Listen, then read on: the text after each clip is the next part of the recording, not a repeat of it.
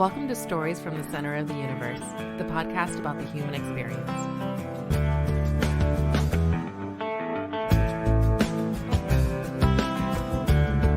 Ron Lazzeretti, welcome to the Center of the Universe. It's good to be here. This is exactly what I thought the center of the universe would look like, and here we are. I imagine your sense of touch is cold right now. Is it cold where you are? Yes, it's a little chilly, but it's a sunny, blue sky day, so it makes you feel like you're warmer. Yeah, you're my fourth or fifth Chicagoan that I've had on the podcast, and one of the previous folks was a guy named Michael Reynolds. How do you and Michael know each other? I know Michael through his wife Bonnie, who I worked with for a good number of years. Yeah, he couldn't wait to give me your name and say I should absolutely have you on the podcast. Michael's a good guy. Yeah, I only know him through the podcast, but he seemed like a really good guy. You must know a lot of people through the podcast. Oh, it's weird, the networking effect this podcast has. Yeah. It's wild. I get that sense. Talking to Michael, too. He was just, that's great. How long have you been doing it? About 4 years. You're episode 251. So I've been pumping out one or two a week for about 4 years. And it's just word of mouth? People come pure word of mouth, man. I don't know how to brand the thing. I don't know how to market it. Yeah, it's just pure word of mouth. It's great. Yeah, I'm having fun doing it. This is the part I enjoy, talking to people. Sure. All right, so you're from Chicago. I have to start with, and I didn't ask the other Chicago guys, how do you survive as many Chicago winters as you have? Well, I like them. I kind of like that at various times throughout the year, this place is like a different planet and has its own kind of winter landscape. And I just think I've always been drawn to having, the seasons and all that. So I've been pretty stubbornly Midwestern in the sense that there was certain things about living the Midwestern life that I never really wanted to give up. Yeah. Is it a sense of it? You're rugged. You enjoy the cold, maybe. There's some. I mean, I go ice fishing with some guys most years, and people are like, "You do what? Like voluntarily?" But there's something to it when you're in the middle of it. There's just like you feel it. It's great. Yeah, it's almost like you're being stressed in that way, but that stress actually makes you better, kind of thing. Yeah, and there's just it brings out different things in people. Like you do walk down the street and some guy's stuck in a parking space and you're trying to help push him out. And I mean that stuff it happens. People just treat each other a little differently in that situation. But I'm like a lot of people who live here too are not excited when it starts to snow and anything like that. I like it. So I try not to tell people because they don't want to hear it, but I do enjoy it. My wife would think you're nuts. She's from New Jersey. Obviously it can get cold there, not as cold as Chicago typically. And we live in Virginia now, so it's a little bit warmer than New Jersey. She's been talking to me for 25 years about being in Florida or Belize or just not anywhere where it ever gets cold. Right. She never wants to go below 70. And I'm like, no, I actually enjoy the winters. Yeah. And I really can't see myself as particularly living in Florida or whatever. It's just it wouldn't be my way. Yeah, no, I get that. It's not my way either. I will tell you, as a younger man, I used to travel to the northern Midwest stupidly in January and February. And I didn't understand that level of cold as a Virginia guy. It just didn't make any sense to me. I'm like, I don't think I'm on the same planet anymore.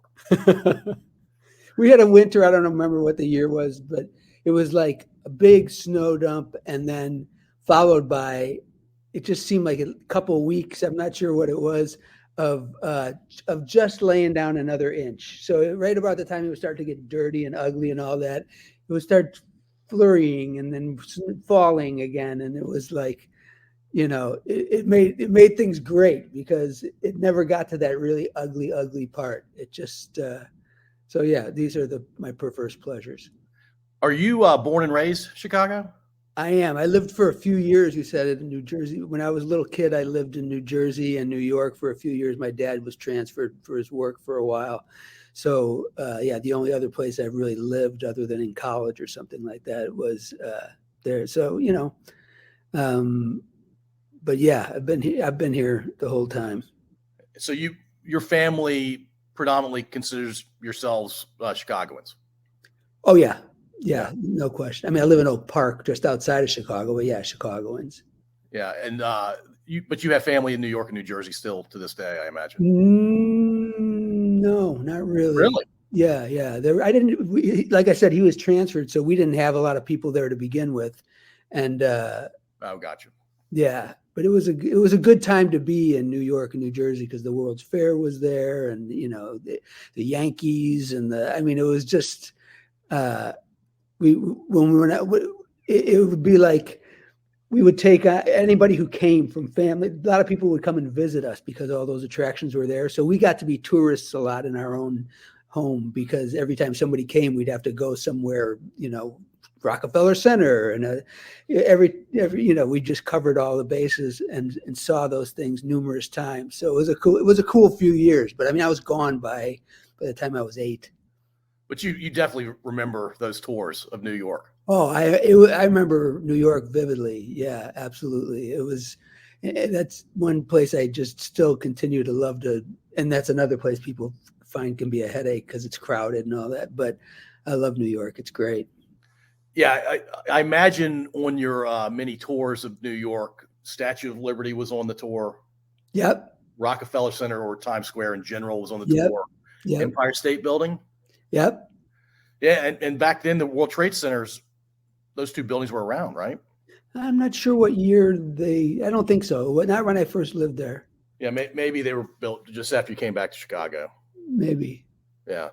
Yeah, New York, I always tell people I could maybe as a younger person live there for a few years. At my current age, I have zero desire to live in a place like New York. Yeah, I spent I was hired as a interim creative director of this big agency in New York, and that it was a summer where I basically commuted the whole time. I would be in New York from Monday through Thursday or Friday, and then come back, and it was interesting. I mean, it was when it was offered to me, I thought I don't really know if I want to. It just sounds like a lot of, but once you kind of get used to the routine of it and all that for 3 or 4 months, which is what I did it for, it was great. And the thing I love about New York too, is you never really feel alone. There's a sense that there's always something going on outside your door, and maybe something you want to witness. So that was another good opportunity to get to know New York a little better.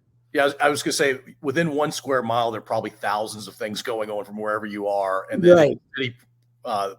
Millions of things happening at any given time. Right. Yeah, I'm never going to live in New York unless I get divorced, I guess, because there's no way she'll take me back. Well, I don't think I'll be going there either to live anymore, but I'll stop by anytime. All right, you talked about family visiting. Lazzeretti, and you and I talked before this recording. That Lazzeretti is indeed an Italian name. Indeed.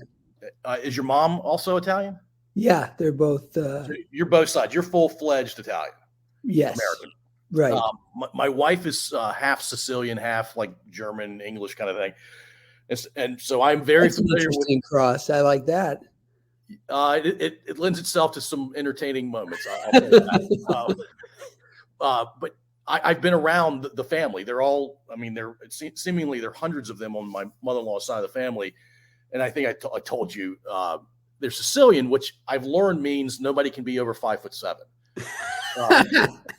And I'm 6'3", and so the family reunions, I'm like the oddball. Everybody stares at me like they can't believe humans can be this size. Are you Sicilian on either side? No, Toscano and Calabrese. Yeah, so you're what I call normal Italian. You said it. My wife doesn't listen to any of these, so I'm not going to get in trouble. But tell me what it was like growing up in an Italian family. Oh, it's the only one I've grown up with, so it's hard to judge it against others. But I really, I had a great family life, with great parents. I have no horror stories. I'm sure I'd be a much more interesting person if I was in a horrible situation, but I unfortunately was blessed. And it's always, events. It's funny because it's same. Our house right now is a little bit of a hub. My wife and I were empty nesters and all, but it's still a little bit of a hub, as having the family holidays, and my wife happily takes all of them on. She's just into that and is great. So constant, it's great to have. We're in our hometown by and large too. So we just had Thanksgiving here. We'll have Christmas Eve here, all that, and a cast of characters kind of from the family. My mom's side was more the characters, and they all lived to be 95, and they smoked like fiends. But they're kind of a great post World War II group of people who experienced that time and the Depression and all those things, and lived together and made their own fun and all that kind of stuff. That I suspect I wouldn't really want my whole family all jammed into one building. But at the time growing up, I always thought that was the most romantic notion, that there'd always be somebody awake, somebody doing something, that you were all sharing that space. I totally romanticized that while I was growing up. And they seem to appreciate that kind of upbringing too. But it's, very much the Italian family. My wife is Russian Jewish, and that too is like our families hit it off, right away. I was worried about that. My family is pretty devout Catholics, but I found that we had way more in common than we didn't. And the families got together because the families just seemed the same. And they always a cast of characters, always big-hearted people who like to laugh. And I imagine that's kind of the earmark of a lot of those kinds of families. Yeah, I guarantee you there's a lot of laughter, a lot of energy in the place. And to your point, there's always something going on. Yeah. So yeah, it's funny. I have to share this because my Italian mother-in-law, before she met me, my wife described her, or my girlfriend at the time described me to her. And part of that description was I was Baptist. And I don't think my wife or mother-in-law had ever met a Baptist person, because they don't exist north of maybe DC or Maryland. And she says, "Oh my gosh, that means he doesn't dance." And she's like, "That's correct. He doesn't dance, but it's because he doesn't enjoy dancing. It's not because it's prohibited." She goes, "Well, he obviously doesn't drink if he's a Baptist." I'm like, "No, he likes drinking. It's not a problem." And so I should have hired a camera crew. I wish I'd met you 25 years ago, Ron, and we could have filmed my mother-in-law just being herself over time. Everybody loves Raymond. Raymond's mom. Yeah. My mom has a little bit of that as well, and she's got the same stature, but yeah, she's. You were talking earlier about 4'7" or whatever. My mom, she particularly laments the fact that she's shrinking beyond where she already was. I was doing a Christmas show at this club that we play at sometimes, and it was a big annual show. It was like the 14th one, and my mom was there, and I said, "My mom's here in the audience, great to have her here. Mom, stand up." And she goes, and she didn't do anything. She's just sitting there, and I said, "Oh, you are standing," and the place turned on me like, it was almost a scene.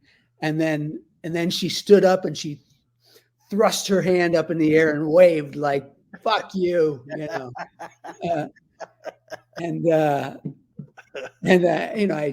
assumed I'd get that. You go up against an 85-year-old woman, you're not going to have the popular vote, but yeah, she took it in a good spirit anyway. Yeah, it's funny. I've used that line, "Oh, you are standing up with short people," and sometimes it goes well, and sometimes it goes horribly wrong. Well, I'm not exactly a giant either, so I could only. But yeah, the place turned. I never saw a place turn so quickly. I had him on my side, and one crack about my mother, and that was it. Did you get him back? Oh, yeah, we got him back. I think when she got up and gave her "fuck you" wave to me, I think that straightened it out. Oh, that's awesome. All right. So when you were in school, like seventh, eighth grade, maybe early high school, what were you into? I was into music. I was in, neighborhood baseball, a lot more baseball than anything else for me with regard to that. I liked comedians. Some of my closest friends, are people who, when we were in high school, somebody said a line that they saw on a TV show or a movie, and the minute they isolated that line for you, you knew I'm in that guy's tribe. I know right away because he knows, all the words to all the Honeymooners episodes or, Right. whatever it would have been at the time.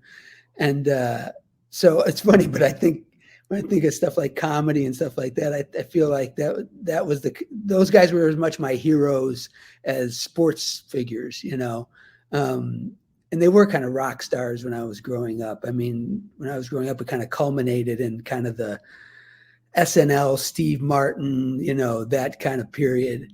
And that stuff was kind of like comedy turning in a direction that it hadn't been before, kind of maybe losing some of the vaudeville aspect of it and playing to something that's either a little more absurd or, so it was an interest. And guys like Steve Martin were rock stars. They were selling out arenas, that was kind of unheard of up until then. You'd go to Mr. Kelly's or something prior to that and be a little nightclub that here, he was playing Alpine Valley Ski Hill, So yeah, that's kind of the kind of stuff I liked. Well, you mentioned Steve Martin. He's also an accomplished banjo player. Mm-hmm. And I think he may be the best, funniest person who's ever lived, potentially. I would at least debate it with people. Like, he's the kind of guy that he's going to be funny. He's going to be sincere. You're going to have a good time. And you're just like, I just want to be around that guy. Can I have 10 minutes where I can just be around that guy? Well, by all accounts, he's a much more bashful or something guy. Like he's not the guy on all that stuff. But I was just recently watching, I don't know why, but I had I'd gotten a box set from somebody of the seasons, one of the seasons of SNL, which I think was just Saturday Night Live at the time. And it was an episode where it was the Blues Brothers made their on-camera debut. Steve Martin was the host. Bill Murray was like a new cast member. And you could just tell they were on fire at that point in time, and I just, they just were so, rock stars as opposed to comedians. You just you looked at them and this episode was just jam packed with characters and things that went on to become kind of classic stuff. And then that also kind of coincided with the VHS era, and we were recording these shows and then watching them 20 times because we could, But yeah, it just seemed like a different time. The Robert Kleins and people like that too, who still kind of go way back, but had just like a different approach just by virtue of their youth. Yeah, this SNL season 2. It was probably the most on fire Saturday Night Live has ever been. And they thought it was going to be a bummer because Chevy Chase was kind of the headliner for season 1, and he went to movies pretty quickly, and they're like, how can we ever survive Chevy leaving? And they were actually better. Yeah, he lived to regret that, I think. I just heard him on an interview. He's hard to listen to these days, but yeah, he was, when you think he was the thing, and then you consider all that's followed it. I mean, I can't even fathom how many years that show's been on the air. It's just some may be better than others, but I still check it out, and I still find things in there that make me laugh out loud. So I always hope that show continues to hold a place. Yeah, the continuity for that show is Lorne Michaels and NBC, I guess. I mean, those are the two that have been there the entire time. Sure. Yeah. Yeah. All right, so let's talk about music for a bit. You're a singer and a guitar player. Are there other instruments that you play? No, no. And I'm a songwriter, but I don't consider myself a big accomplished music person, but I've had the opportunity to work with a lot of really good music people. So, and live and work in a community where there is a music community. So, but yeah, I've always played. I played guitar. I went to a Catholic school, and in like seventh grade, I basically got me and another guy got to sit up at the front of the church and rehearse the class. That was how you do it for First Friday Mass, and the nuns would just beat down, not physically, but mentally beat down the fact that the kids aren't singing. But we standing in the front of the thing got away. We were up there smiling, strumming our guitars, and we were not getting yelled at. So it was a good thing for me to be on the other side of that. But so I'm figuring that's like sixth and seventh and eighth grade. So that's when I started taking like guitar lessons. And I had a really great teacher who was a Vietnam vet who was just like a classic guy, Steve Bonds. And he taught me for a couple of years. And then he decided to quit. And I could just never click with another teacher. So I just stopped doing it. Stopped playing and stopped taking lessons, which was a huge mistake. Kids continue. I'm sure you have a huge kid demographic on this. Kids don't give up the guitar lessons. I wish I had stuck with it, but yeah, I mean, at least I stuck with the music to whatever level I was at. Well, you obviously picked the guitar back up at some point. Yeah. I mean, I pretty much played it all through college and all that kind of stuff. When I started having kids, I kind of put it in a closet for a second, but I live in a community just outside of Chicago that has a club, actually like a roadhouse called Fitzgerald's, and it's kind of a legendary space. It's got a few venues attached, one outside when the weather's okay, one on the inside called the Sidebar, and one the big club. I started going there in the early 90s, and that's where I really met some like ridiculously talented people. And they were great fun to collect. Like if you went to an open stage or something like that, you'd never find yourself like just going up, taking your turn and then being done. It's like people learned each other's songs. So the next time you played it, that guy played with you, or you might have and I continue to work with a few different configurations of bands, which is it's just great to have that kind of a collection of people who get to know each other. I mean, I've known these people now for 30 years and continue to make music with a goodly number of them. And it's a blessing. I mean, how enriching has those relationships and those experiences been for you? I mean, that sounds amazing. Well, it's a little like, it really is a little, maybe I'm too Catholic or something, but it is a little like church. And, you do have this kind of supportive community, whether it's a project, an art thing that you're working on, or whether it's somebody who's in need. You find yourself in the midst of a community that I remember thinking about it like, man, this reminds me a lot of growing up and people just sticking together and doing stuff. And then there's also new people that keep rotating through, but it's been an ongoing thing that I really value. And if I'd have known it was here in the West Side, I would have moved here to be near it. I just got lucky. I just happened to fall into this space, and it was a stroke of luck that when I walked through one door and a whole world opened up to me. Yeah, I mean, it's been said a million times. It's certainly cliche, but it's better to be lucky than good. So that luck, I imagine, has been awesome for you for the last 30 years. How would you describe your music? What form of music do you enjoy playing or listening to? Well, I have pretty eclectic tastes as far as music goes, but the stuff that I do probably, these days gets lumped into something that's Americana or something like that.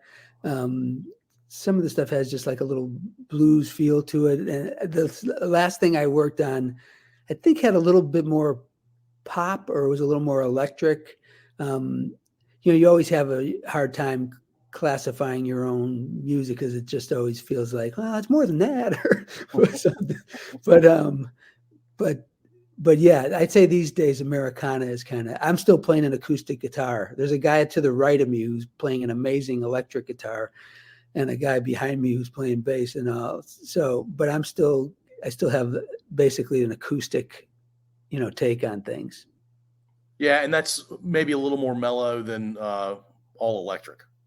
Yeah, yes, definitely than that. But it still kind of has its own punch. So, but yeah, that sounds fair.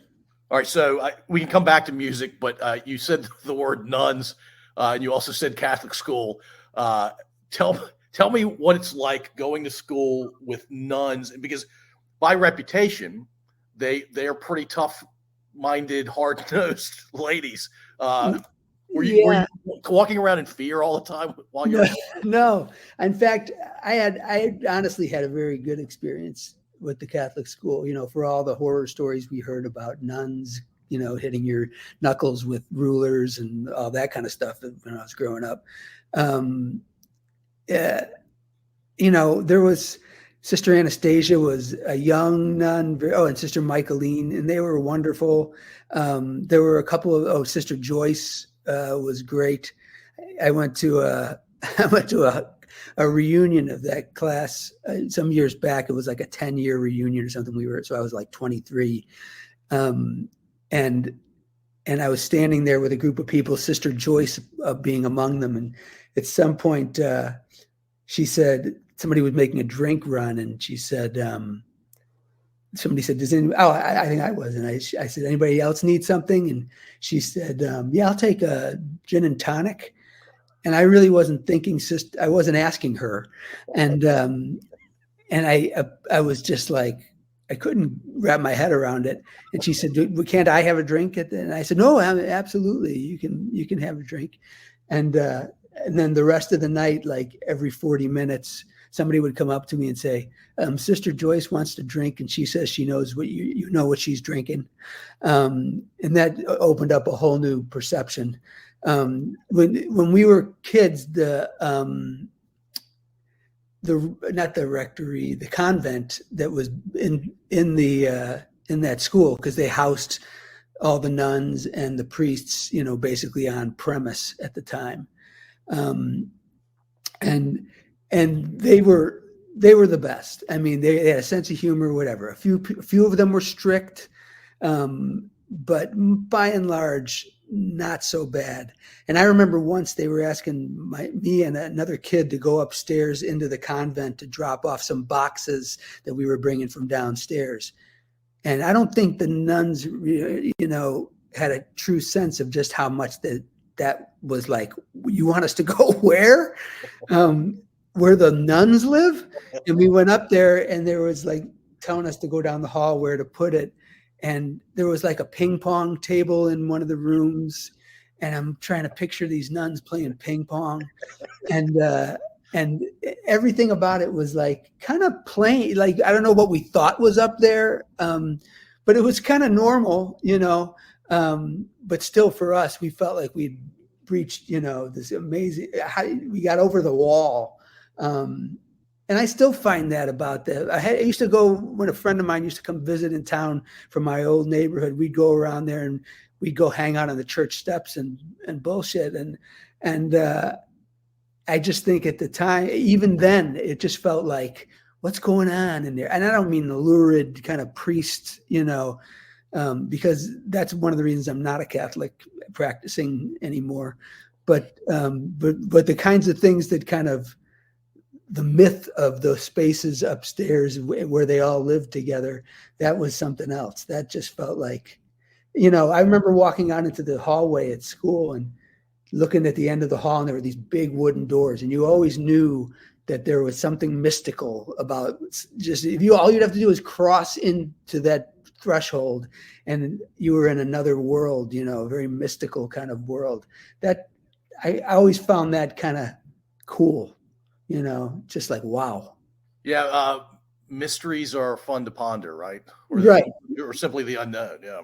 Right. All right. So you said you went to college. What fine institution did you go to college? I went to Northern Illinois University, but I don't think I really wore that well, and neither did they. I did all right in college, but I just didn't like being there. And I had a high school sweetheart, and wasn't there, and I was heartsick, homesick, and frankly, if I had, even my mother is like, I would have liked it if you could have gone somewhere else, and I just wasn't suited to it. The only upside to it was I was still only an hour and a half out of Chicago. I just never really took to it. And it in that statement is the college experience in general, or NIU's version of that?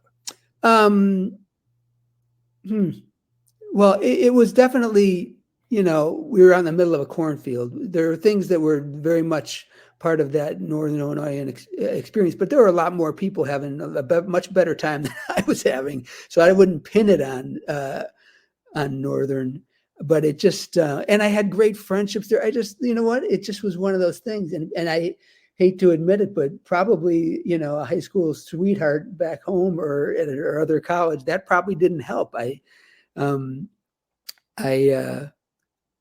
I'm married to her still, so I guess it was worth the hassle. But that was a powerful pull, right? I mean, you were obviously in love. I was in love. Yeah, and hopefully still are, Ron. Yes.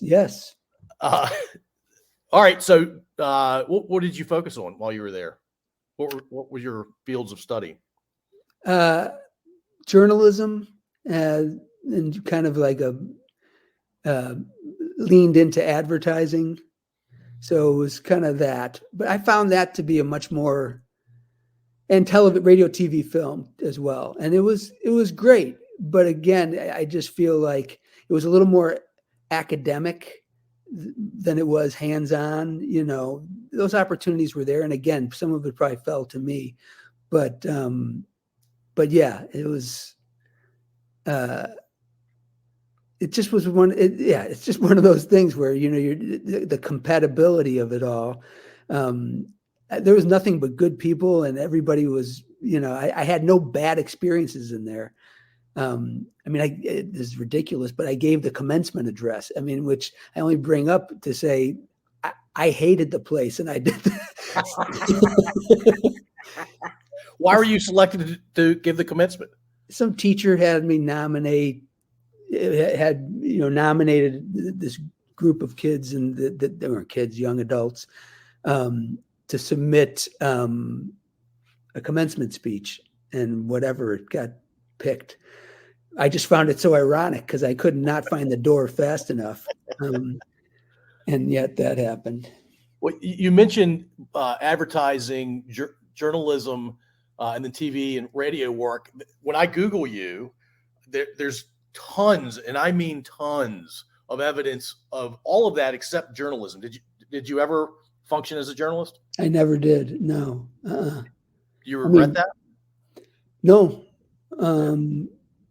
No. There was a point where the idea of writing fiction, I wrote short stories and did a lot of that kind of stuff. And I was really drawn to some of that, but I never really, and certainly not journalism. I remember, they were basically at the beginning of the class when I was my first journalism class, there was a lot of stuff about stripping away adjectives and being more objective and all that. And I thought, oh, Jesus, I've spent the last how many years trying to learn as many adjectives as I could. And now they're telling me not to use them. So I think that kind of tipped me a little bit that way. But really radio, TV, and film was but there again, radio, TV, and film was not necessarily, I had some wonderful teachers, but it was not really set to, as that kind of school. That major was okay there, but So yeah, I didn't look back on that. So your first job out of school, was it in advertising? Yeah, it took a long time. And I started out with a job in, it was a PR arm of an advertising agency. And it was, my boss was like, if you're familiar with the old Mary Tyler Moore show, he was like Lou Grant. Yeah. And he really was like Lou Grant. I mean, he was the real deal. Shirt sleeve. His name was Frank Caroly. And he tried what he could do to whip some discipline into me.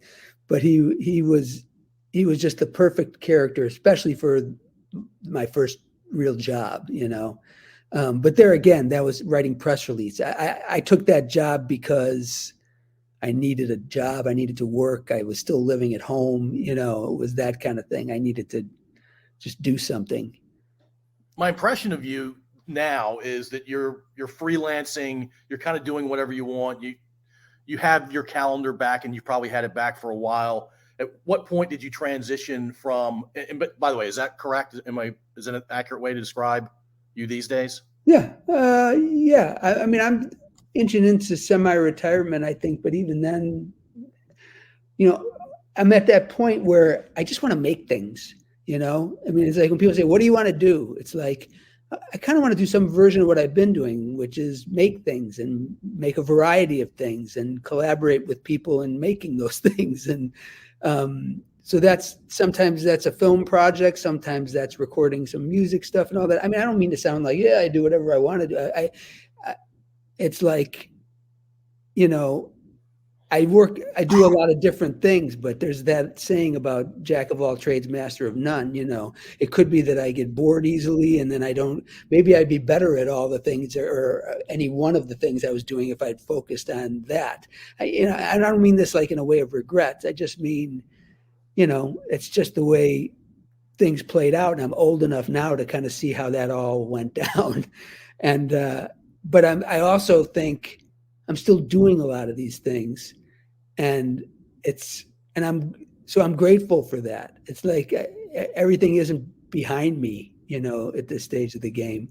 And I feel really fortunate in that regard.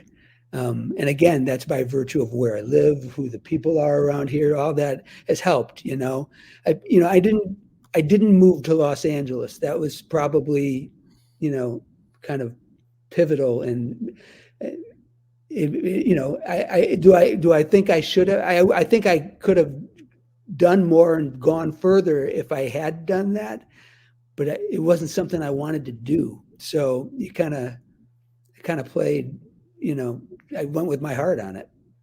Yeah, and you're a Chicago guy, and I imagine there was a strong force that kept you in Chicago, and Chicago, I think, has sustained you in terms of creativity and in other ways. Yeah. I mean, there's no question about it. It's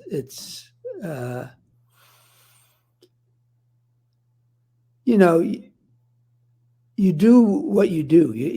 It's like, I try, my biggest goal these days is no regrets, and just keep doing it. I don't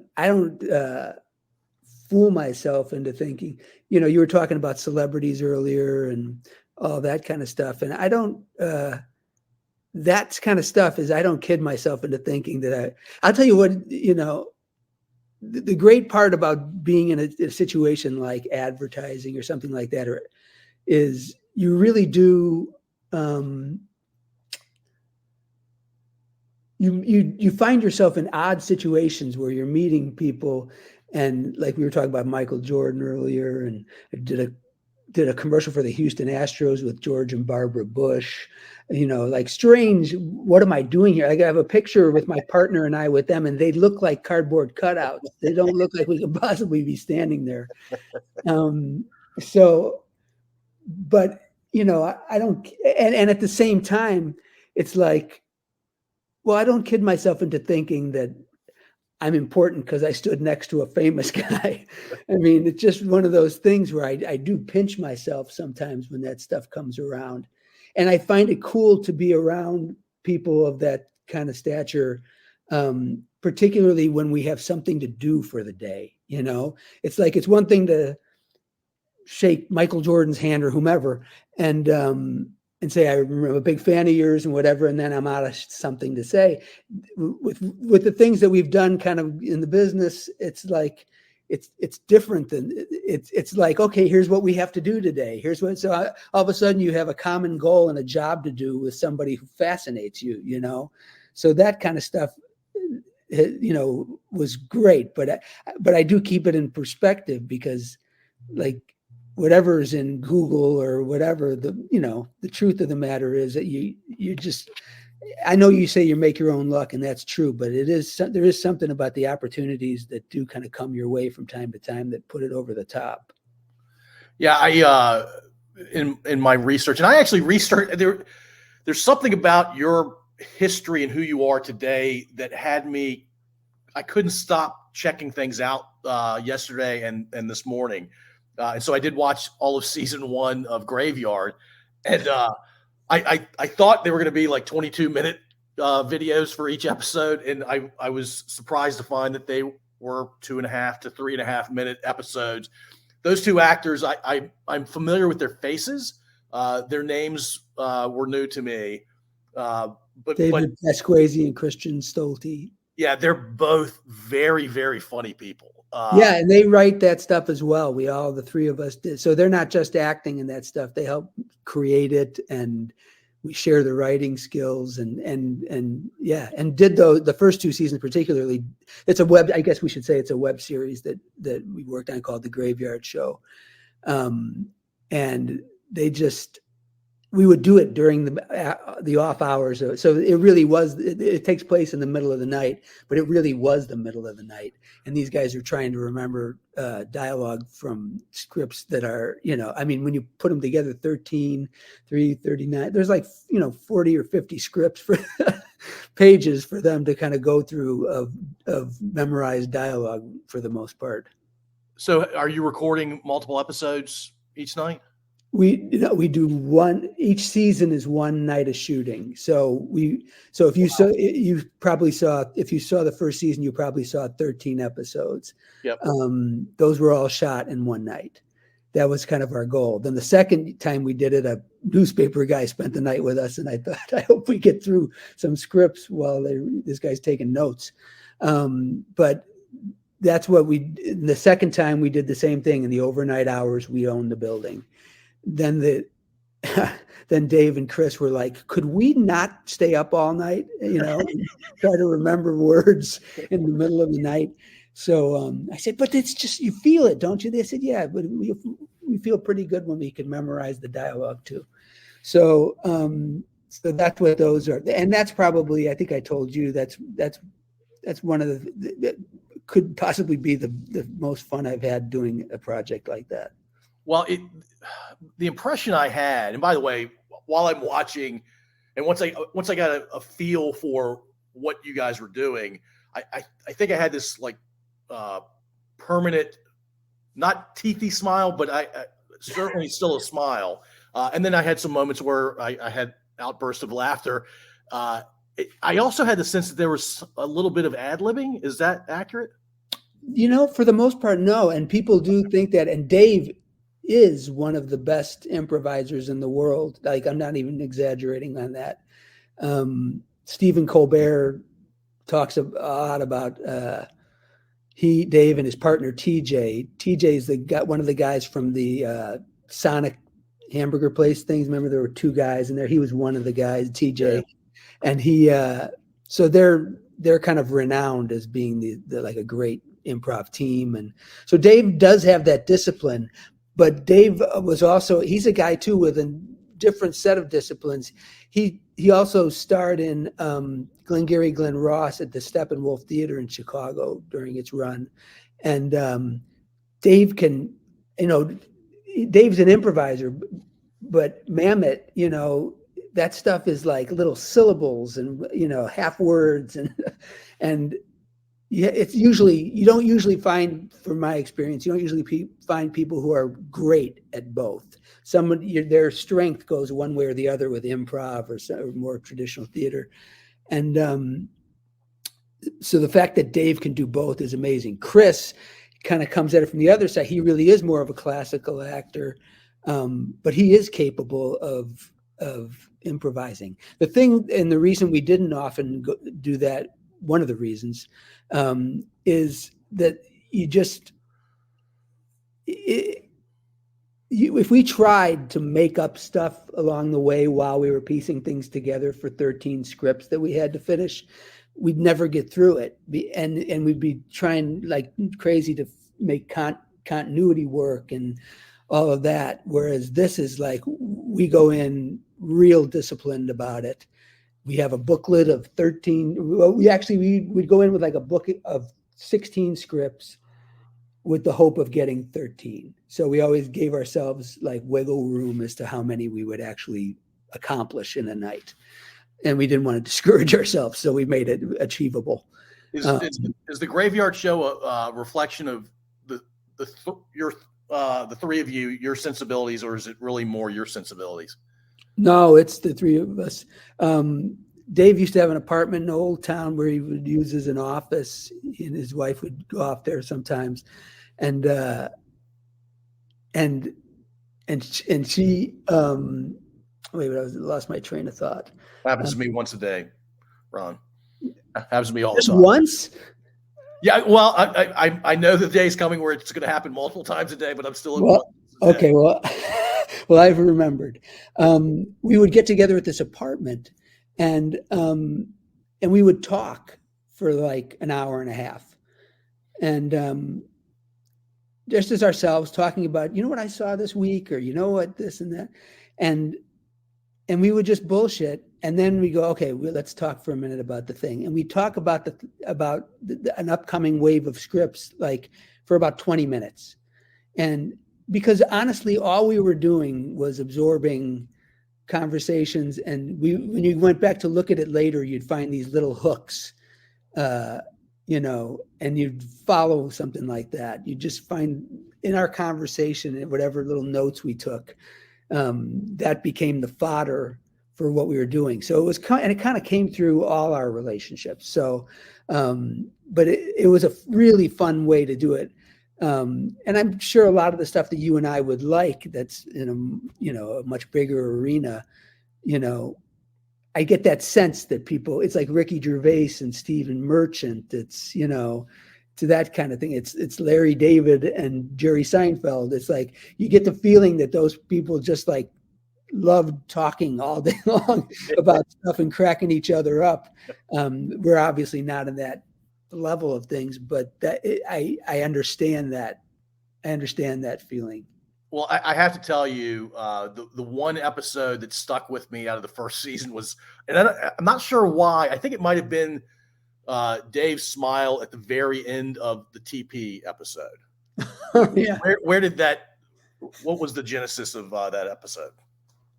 I just remembered I was in an elevator, and the door opened up, and one of the cleaning staff was wheeling in this cart that had like just a giant mountain of toilet paper on it, and I really wanted to say to her, "Wow, do we really go through that much toilet paper?" But I didn't think she would appreciate it. It sounded like I was making fun of her or something. But yeah, so it's only to say it's usually something that mundane, I guess. The idea that seeing a big thing of toilet paper could actually be an episode. Well, the play on toilet tissues versus issues. I mean, I've never heard anyone have that one as a favorite. That goes in the book. I think if I rewatched the first season, I might have a different favorite. But that one, for some reason, I watched all of them this morning, and that one stuck with me. Oh, that's funny. Yeah, I think humor is mostly about observations and putting words to those observations. Yeah, I mean, obviously, these guys, you get to know them by their behavior, and I don't know. It's hard to explain why that is that. I would do those forever if I could. I would do nothing but those episodes. I imagine you're having a ton of fun. Yeah, it's great. All right. So this is the longest I've gone into an episode talking to another person that has a podcast before the term your podcast comes up. And I learned about the fact that you have a podcast. I didn't get a chance to listen to it yet because I'm not doing it anymore, but yes. Oh, it stopped. Okay. Yeah. But I learned about it on the Hog Butcher website. Oh, sure. Yeah. So I guess why did you stop? Just you kind of just bounced to the next thing, and well, it's like, sometimes you do yourself no favors by doing all those things. Sometimes it's like something's got to give. And I think I just felt like it was starting to suck a lot of time that I really, to continue, would have needed help. It just, in and of itself, I guess if it was perhaps the only thing I had going or the only thing I wanted to do at the time, might be different. And I really I spoke to a lot of people who were, some of whom I knew, some of whom were really interesting to me. I mean, it had a Chicago bent. You talked about earlier about being a Chicago person. Part of it was just this ongoing chip on the shoulder about why does everybody have to go to this coast or that coast and whatever. We've got all of this here, all of these resources here. That's kind of what my company Hog Butcher was kind of founded on, a collaboration with a creative director in town named Tom O'Keefe at an agency called OKRP. At the time, we were working at FCB, Foot Cone and Belding. So at the time, it just ended up being like I was having a hard time just handling the workload, and it was getting harder because, well, you're doing it, you're casting, you're pulling in people to be on this. You don't know who's going to be on the next one or whatever. I was finding it hard to focus on bringing in just these different people with this Chicago attitude. That's where Hog Butcher came from. It's from a Carl Sandburg poem. And so everything about it was a little bit based on stuff that was Chicago oriented, starting with improv and things like that. So I really enjoyed doing it, just like you seem to enjoy doing this show. And I don't write off, doing it in the future. It was just right about the time when I felt like I couldn't get a handle on it was a time when it felt like, all right, there's too many people doing this, or there's too many, and I had, or I don't have the time or the will to keep going. But I love virtually every I can't think of any conversation I had as part of that didn't fascinate me. And I think you're the same way with regard to, you have an admirable sense of, you have a sense of curiosity about people, and it's what you say as well. And I think that that's great. I feel like I do too. It's just like everything else. It's hard to do every aspect of it. Yeah, no, it's a great answer. I hope you get back to it because I think it probably scratches an itch or two for you. But maybe you're scratching those itches in other ways. I imagine you are. Mm-hmm. So when I got to the Hog Butcher website, I'm like, what in the world have I stumbled into? There's so much content there, and it's so diverse. Like how long? When did Hog Butcher start? I want to say 12 years. You've done a lot, Rod. You're prolific. Yeah.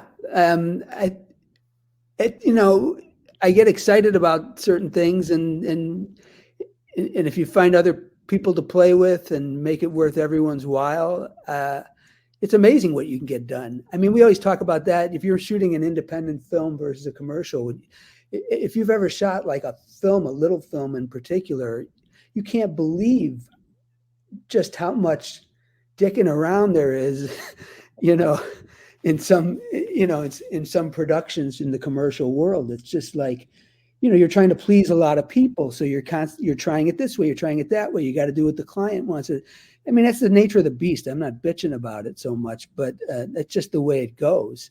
But you realize when we did like there's a film called Something Better Somewhere Else, and it's four stories, like 20 minutes each. And, we would get that done in between trains kind of. And as a result, I just feel like we got a lot done because we didn't really have to worry about the approval of everyone. And it's just, it can be a brutal business that way, advertising, just, sitting there trying to keep the idea on track and trying to keep certain people happy. And it's just the nature of the beast, I know. But yeah, you can if you put your mind to it, you can get things done, I do have to ask, because I'm a big fan of Michael Keaton, the actor. How did you? So you wrote The Merry Gentleman. You were one of the producers on it, and by producing, I think the producers are the guys that just put everything together, right? You fill in the gaps. You just make sure the thing keeps going. It's different.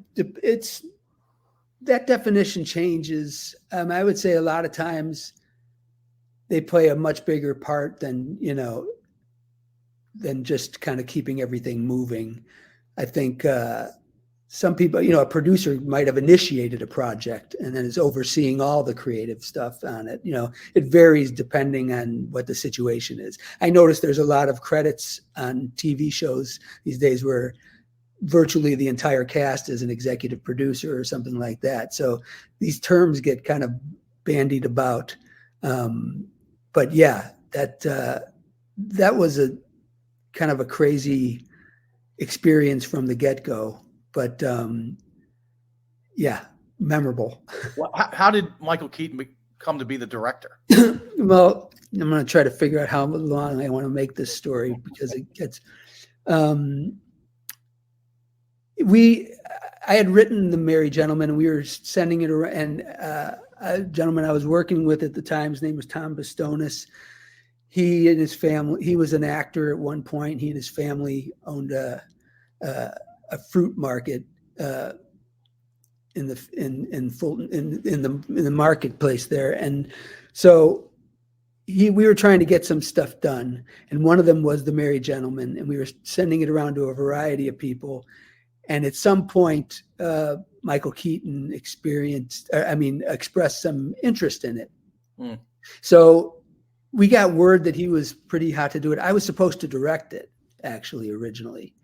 And so talks had begun and all that. It was around Thanksgiving time.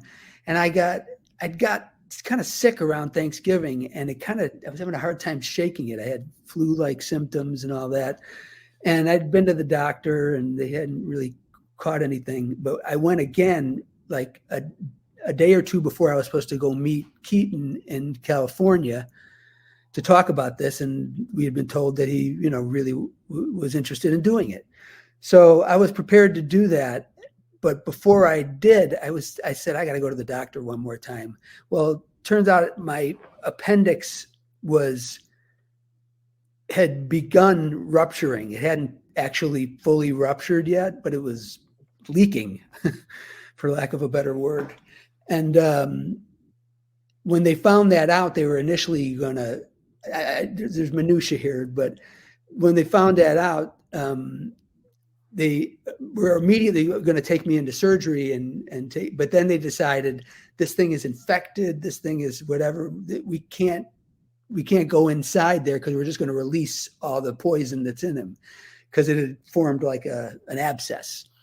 So they decided they had to basically puncture a hole in my stomach and get to this thing, and spent 2 months, trying to get the infection to go away with a bag and from my stomach. That's just like, it was horrible. Yeah, it sounds awful. And while I was in the hospital with like 105 fever, Keaton called. I knew it was him because it said unknown caller or one of those, and I was pretty looped on morphine, and my wife said, don't answer that. And I said, I think that's him. I'm going to answer that. And I picked it up, and he said, should you even be talking on the phone? And we had this conversation, and it kind of went back and forth. And at some point, in a kind of go for broke moment, I said to him, first we were talking about movies we liked. And I said, this movie, there are aspects of it that are kind of like a fable. And I think that like it reminded me of a movie that I like a lot called Night of the Hunter with Robert Mitchum. And he said, I love Night of the Hunter. And I felt like, oh, we had a bonding moment. And I almost screwed it up, but I said, you know, I don't want to say the wrong thing, but this guy kind of reminds me of Batman. And I thought that could go either way. And he said, yeah, I know what you mean. The dark hero kind of. I said, oh, good. Okay. So then the thing was kind of like set still for a while until I could get better, and they were trying to decide what to do. And since I was also kind of working producing on the thing as well, it was like I wanted to see it get done. And if Michael Keaton wanted to do it, at some point he said to me, if you're not going to be able to do it, how would you feel about me directing it? And I would certainly need your help, but what would you think of that? And at the time, we didn't know how long this was all going to take, and I was going to have surgery at the end of it again. And it was a winter movie called The Merry Gentleman, and it had to get moving or not happen. And then when these things don't happen, it puts the whole thing kind of like it goes away a lot of the time, because then Michael's thing changes and this guy's thing changes. We can't get that director of photography. All these stars had aligned. And I said, if this will help us to get the thing done, then great. There's other projects to be had and all that. And so I was really for it. And I was, vocal in my support of all that. So ultimately that's what happened but in the meantime, everything leading up to that took longer and longer, and we weren't sure if we were going to if there were leaves on the trees, we couldn't shoot this movie because it would have been sort of impossible. So we were sitting around hoping it would happen soon. When it did happen, finally, people say, do you wish you hadn't? Because I was able to be on the set from then on, but they said, do you feel bad that you gave it away as a director thing? And I honestly can tell you at that time, I really didn't feel that way. I felt like that was the way it kind of had to go. And it was still bound to be a good experience. And it was, particularly through the shooting. Things got and I had what I considered a really nice kind of rapport with Michael. When things went into post-production and all that, things kind of took a left. And I think a lot of the collaborative spirit that started the thing made it just difficult. I think there was kind of a clash of the wills. And so the follow-up was tough. And I think everybody walked away feeling a little bit, but it's like that. I think that is the nature of this beast as well. I really think that there's not how good a time you had on the making of a movie does not equal what that movie is. It's just not. And but at the end of the day, and it's funny because I haven't watched it in years, and I'm a little curious, but by the end of it, compromises were made by both sides and all that.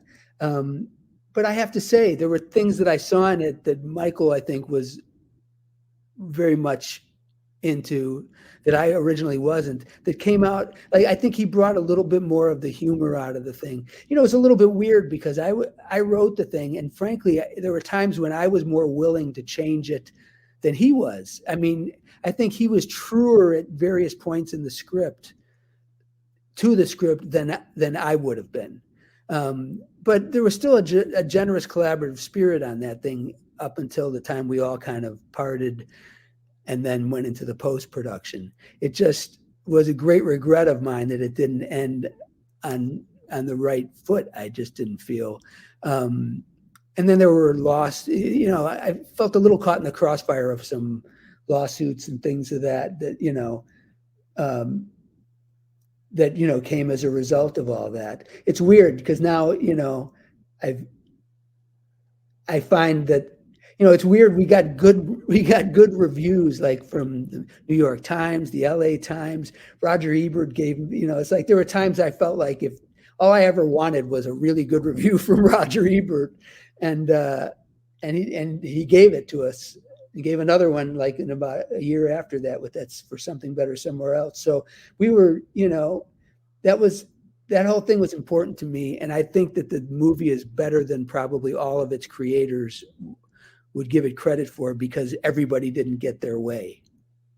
Yeah, you say lawsuits, and by the way, we're a little over an hour, Ron. So this will be my second to last question. That's okay. I got a little time. Don't worry about it. Okay, you say lawsuits you've made a lot of commercials. You've done some independent films. Are lawsuits just the natural course of things when making a movie like that? I wouldn't say it's a natural. I just would say, no. I feel like I would just say that, relationships and collaborative relationships, all of that stuff is a little bit up for grabs. I don't think it always ends up in a lawsuit. And it was too bad but even the lawsuit went away. So, but I do think, it's a litigious society. Is that the word? Litigious? Litigious is the way litigious. I say it. Yeah, right. But no, I don't think it's necessarily indicative of how things go.